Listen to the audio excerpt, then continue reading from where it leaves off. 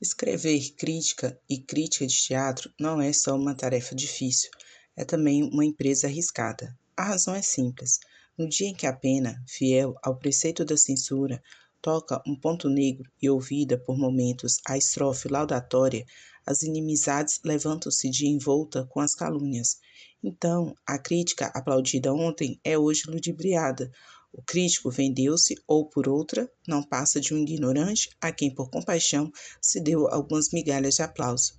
Essa perspectiva poderia fazer-me recuar ao tomar pena do folhetim dramático, se eu não colocasse acima dessas misérias humanas a minha consciência e o meu dever.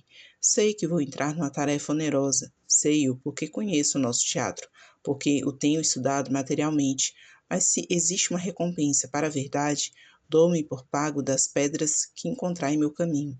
Protesto desde já uma severa imparcialidade de que não pretendo afastar-me uma vírgula. Simples revista sem pretensão a oráculo, como será este folhetim? Dar-lhe-ei um caráter digno das colunas em que o estampo, nem azorrague, nem luva de pelica, mas a censura razoável, clara e franca, feita na altura da arte da crítica. Estes preceitos que estabeleço como norma do meu proceder são um resultado das minhas ideias sobre a imprensa e é de muito que condeno os europeus da letra redonda, assim como as intrigas mesquinhas, em virtude de que muita gente subscreve juízos menos exatos e menos de acordo com a consciência própria. Se faltar a essa condição que me imponho, não será um atentado voluntário contra a verdade, mas erro de apreciação. As minhas opiniões sobre o teatro são ecléticas, em absoluto. Não subscrevo em sua totalidade as máximas da escola realista, nem aceito, em toda a sua plenitude, a escola das abstrações românticas. Admito e aplaudo o drama como forma absoluta do teatro, mas nem por isso condeno as cenas admiráveis de Corneille e de Racine.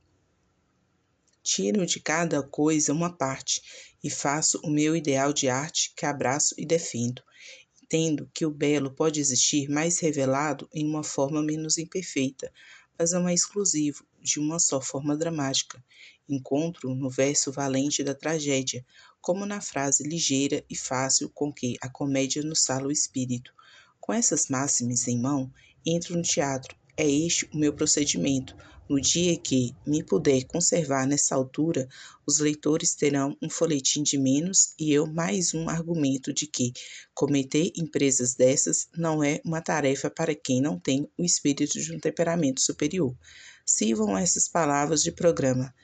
Se eu quisesse avaliar a nossa existência moral pelo movimento atual do teatro, perderíamos um paralelo, ou influência ou estação, ou causas estranhas, dessas que transformam as situações para dar nova direção às coisas. O teatro tem caminhado por uma estrada difícil e escabrosa.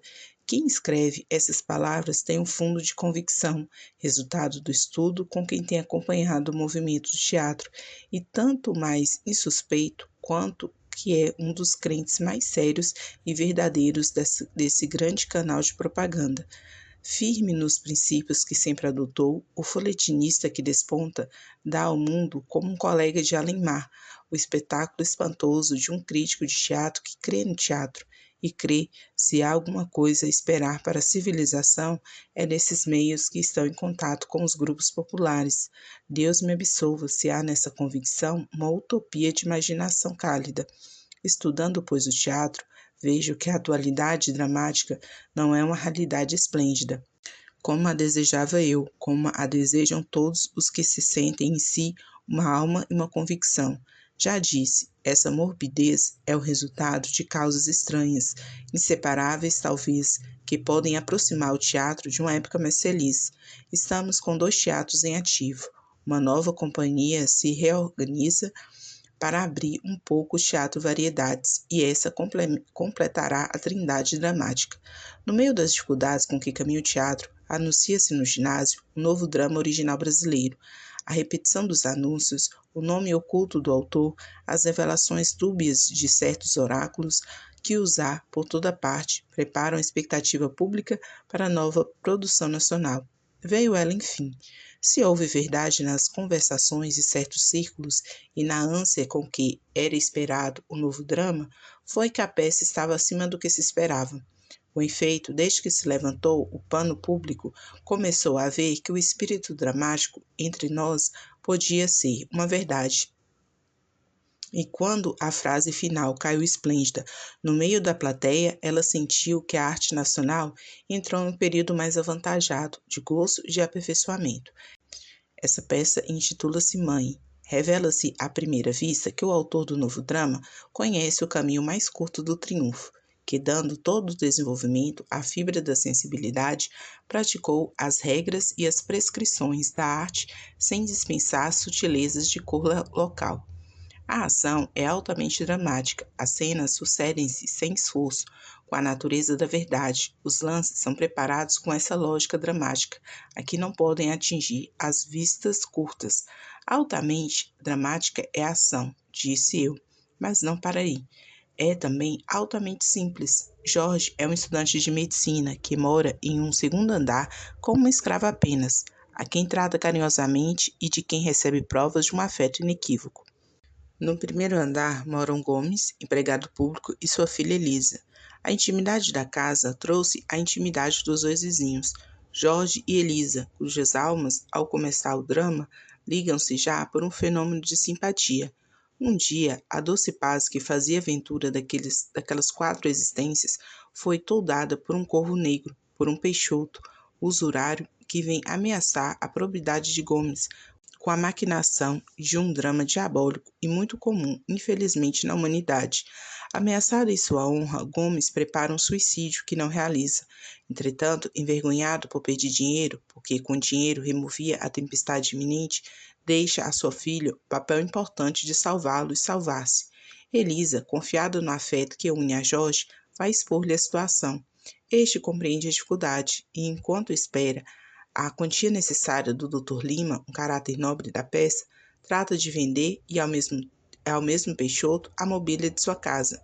Joana, a escrava, compreende a situação e, vendo que o usurário não dava a quantia precisa pela mobília de Jorge, propõe-se a uma hipoteca.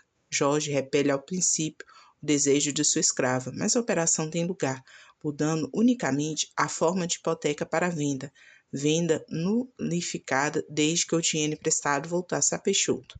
Volta a manhã serena, depois de tempestade prozelosa, a probidade e a vida de Gomes estão salvas. Joana, podendo escapar um minuto a seu senhor temporário, vem na manhã seguinte visitar Jorge. Entretanto, o Dr. Lima tem tirado suas malas da alfândega e traz o dinheiro a Jorge. Tudo vai, por conseguinte, voltar ao seu estado normal.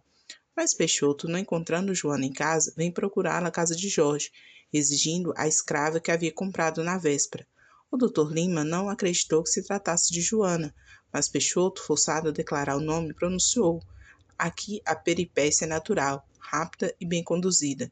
O Dr. Lima ouve o nome, dirige-se para a direita por onde acaba de entrar Jorge. Desgraçado, vem desde tua mãe. Eu conheço poucas frases de igual efeito. Sente-se uma contração nervosa ao ouvir aquela revelação inesperada. O lance é calculado, com maestria e revela pleno conhecimento da arte no autor. Ao conhecer sua mãe, Jorge não a repudia.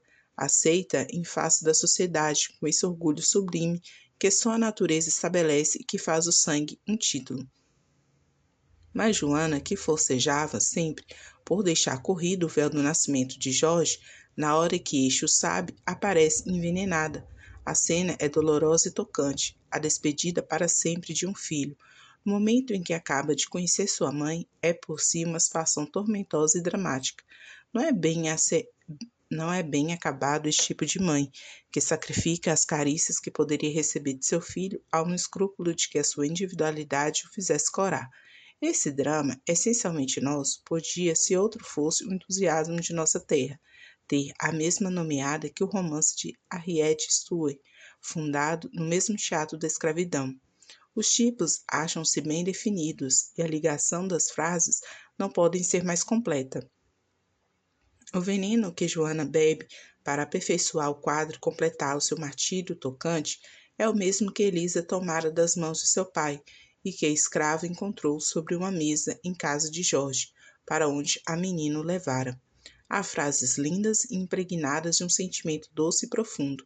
O diálogo é natural e brilhante, mas esse brilho que não exclui a simplicidade e que não respira o torneado bombástico. O autor soube haver-se com a ação, sem entrar em análise. Descoberta a origem de Jorge, a sociedade dá último arranco em face da natureza, pela boca de Gomes que tenta recusar sua filha prometida a Jorge. Repito, o drama é de um acabado perfeito e foi uma agradável surpresa para os descrentes de arte nacional. Ainda oculto, o autor foi saudado por todos com a sua obra, feliz que é de não encontrar patos no seu Capitólio. A senhora Felucci e o senhor Augusto disseram com felicidades os seus papéis, a primeira dando relevo ao papel de escrava com essa inteligência e sutileza que completam os artistas, o segundo sustentando a dignidade do Dr. Lima na altura em que o colocou o autor. A senhora Ludovina não discrepou no caráter melancólico de Elisa, todavia parecia-me que devia ter mais animação nas suas transições, que é o que define o claro-escuro. O Sr. Heller, pondo em cena o caráter do empregado público, teve momentos felizes, apesar de lhe notar uma gravidade de porte pouco natural às vezes. Há um meirinho na cena desempenhado pelo Sr. Graça, que, como um bom autor cômico, agradou e foi aplaudido. O papel é insignificante, mas aqueles que têm visto o distinto artista adivinham o desenvolvimento que a sua veia cômica lhe podia dar. Jorge foi desempenhado pelo Sr. Paiva, que, trazendo o papel à altura do seu talento, fez-no entrever uma figura singela e sentimental. O Sr. Militão completa o quadro com o papel de Peixoto, onde nos deu um usurário brutal e especulador. A noite foi de regozijo para aqueles que, amando a civilização pátria, estimam que se faz tão bom uso da língua que herdamos. Oxalá que o exemplo se espalhe. Na próxima revista, tocarei no Teatro de São Pedro e no das Variedades, se já houver encetado sua carreira. Entretanto, fecho essas páginas e deixo que o leitor, para fugir ao rigor da estação, vá descansar um pouco. Não há sombra das faias, como Titiro, mas entre os nevoeiros de Petrópolis ou nas montanhas da Velha Tijuca.